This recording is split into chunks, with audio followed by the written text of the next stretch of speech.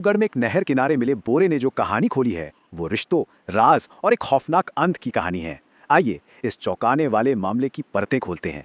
इस पूरी कहानी में कुछ नंबर हैं जो बहुत अहम हैं। पहला नंबर है 2, मतलब 2 पत्नियां। और उन 2 पत्नियों से थे 18 बच्चे। जी हाँ, पूरे 18।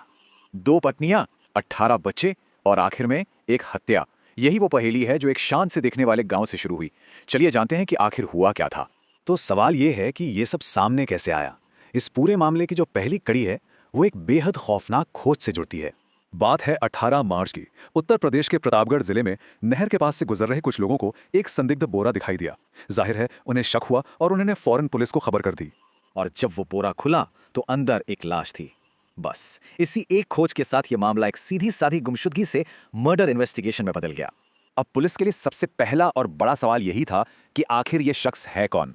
खैर, जल्द ही मृतक की पहचान हो गई और यहीं से कहानी ने एक बिल्कुल नया मोड़ ले लिया। मरने वाले का नाम था गुल हसन। और गुल हसन कोई मामूली आदमी नहीं था, बल्कि अपने इलाके का एक जाना माना चेहरा और पूर्व ग्राम प्रधान था। और पता है, जैसे जैसे जांच आगे बढ़ी तो ये खुलासा हुआ कि गुल हसन एक नहीं बल्कि 3 जिंदगियां जी रहा था। दुनिया के लिए वो एक पूर्व प्रधान था, अपने परिवार के लिए वो 2 पत्नियों और 18 बच्चों का मुखिया था। और इन सबसे परे उसकी एक तीसरी छुपी हुई जिंदगी भी थी, सुमन गौतम नाम की एक महिला के साथ उसका अफेयर। और पुलिस की माने तो यही तीसरा और गुप्त रिश्ता इस पूरी कहानी के सेंटर में आ गया। एक ऐसा रिश्ता जो आखिर में जानलेवा साबित हुआ। सोचिए जरा, इतने बड़े परिवार का मुखिया होने के बावजूद गुल हसन की जिंदगी में सुमन गौतम नाम की एक और महिला थी और पुलिस का मानना है कि यही रिश्ता उसकी मौत की वजह बन गया।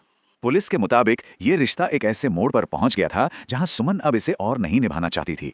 जांच में ये बात सामने आई कि वो तंग आ चुकी थी और गुल हसन से छुटकारा पाना चाहती थी।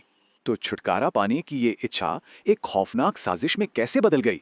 चलिए देखते हैं कि पुलिस के मुताबिक ये सब कैसे प्लान किया गया। जांच के मुताबिक ये पूरी साजिश 3 स्टेप्स में रची गई। पहला, सुमन ने फैसला कर लिया कि वो इस रिश्ते से पूरी तरह तंग आ चुकी है। दूसरा, उसने मदद के लिए अपने भाई अतुल गौतम और उसके दोस्त अरुण गौतम से संपर्क किया।